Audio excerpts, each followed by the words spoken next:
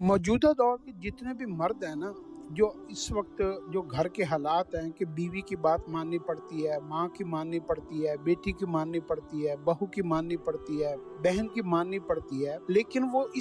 इन सारों की बातों को मानने में ना मर्द ने अपनी अक्ल को, अपने शऊर को, अपनी दानाई को, अपने फैसलों को इख्तियार करना छोड़ दिया है। अब जब औरतों की सारी बातों को इंसान कोई भी मर्द अपने ज़हन पर सवार कर लेता है ना, और वो अपनी जिंदगी का रुख उनकी बातों के मुताबिक ढालना शुरू कर देता है, इधर नहीं जाना, इधर जाना है, ये नहीं लेना है, ये करना है, ये और यहाँ नहीं रहना है, वहाँ रहना है, इनसे नहीं मिलना, उनसे मिलना है, और ऐसा करना है और वैसा करना है। तो मर्द के अंदर जो सलाहियतें अल्लाह ने दी हुई होती हैं वो खत्म हो जाती हैं, और वो औरतों के फैसलों को अपनी अमली जिंदगी में, कारोबार में, मुलाजमत में और अपने घर के फैसलों में जो है ना वो पहले नंबर पर रखता है। तो फिर जब कोई हादसा होता है, कोई बड़ा नुकसान होता है, कोई बड़ा जो है ना प्रॉब्लम खड़ी आती है और रिश्तों में दरारें पड़ती हैं और सब लोग छोड़ जाते हैं, कारोबारी नुकसानात हो जाते हैं, तो लोगों को वो ये बता ही नहीं सकता कि मैंने घर की औरतों को बात मान ली थी, मैंने घर की जो है ना वो औरतों के फैसलों को पहले रखा था। तो मर्द पर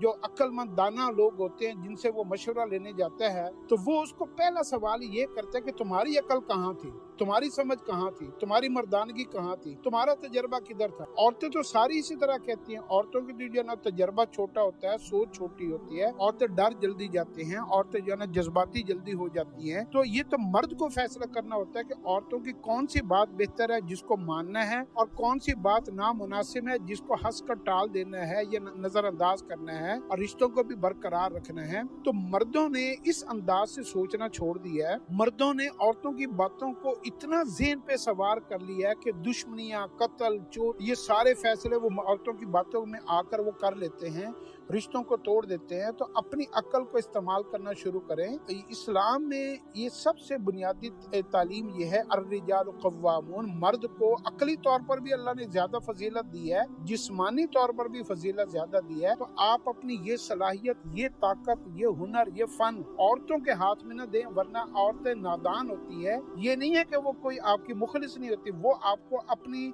हद तक मशवरा सही दे रही होती है, लेकिन उनको उनके मशवरे में दुनिया की चालाकियां, दुनिया के हालात और नुकसानात के अंदेशे का उस अंसर शामिल नहीं होता। मर्द को बड़े फैसले खुद रखने चाहिए। अगर हम औरतों की बातें में लगकर अपने फैसले करेंगे तो हम जो है ना नुकसान कर बैठेंगे, और फिर बाद में लोग हमें कहेंगे कि तुम्हारी अकल कहाँ है। कोई भी औरत अपनी जिंदगी की सारी परेशानियों को बैठकर अकेले में तन्हा बैठकर सोचे, तो वो कहेगा कि मेरी जिंदगी में मेरा खामिद ऐसा, मेरे बच्चे ऐसे, मेरे रिश्तेदार ऐसे, मेरा ये गम, मेरा ये दुख, मेरा ये मसला, मेरी ये तंगी। उसको ना अपनी परेशानियां इतनी लगती हैं कि उसको यूं लगती है जैसे वो दुनिया की सबसे मजलूम तरीन औरत है, दुखी है, गमज़दा है। और उसके बाद अगर कोई अक्ल वाला कोई बंदा बात बताए कि वो अपनी आंखें बंद करके उसको ये कहा जाए कि तुम अपनी जिंदगी में जितनी तुम्हारी परेशानी है वो सारी परेशानी तुम्हारी जिंदगी से निकाल ली जाए, यानी तुम्हारा खामी तुम्हारी जिंदगी से चला जाए, बच्चे चले जाए, माँ बाप चले जाए, रिश्तेदार चले जाए, और ये सारे जो तुम्हें तकलीफ पहुंचाते हैं, गम देते हैं, दुख देते हैं, ये सब तुम्हारी जिंदगी से निकाल दिए जाएं, तो फिर तुम्हारी क्या हैसियत होगी। तो एकदम उसके अंदर जो है ना एक तसव्वुर पैदा होगा कि मैं तो मर जाऊंगी, मेरे पल्ले तो कुछ भी नहीं बचेगा। तो ये शैतानी एक वहम होता है कि जो औरत को हर वक्त मौजूदा दी हुई अल्लाह की नेमतों के ऊपर नाशुक्री, कमी कोताही की तरफ उसको रागिब करता रहता है, और औरत को एहसास दिलाता रहता है कि बजाय वो इन सारी नेमतों को एंजॉय करने के बजाय इनको मुसीबत, परेशानी का जरिए समझती रहती है। ये एक फोबिया हो जाता है औरतों को, कुछ औरतों को, सारी औरतों को नहीं, कुछ औरतों को। तो ये भी एक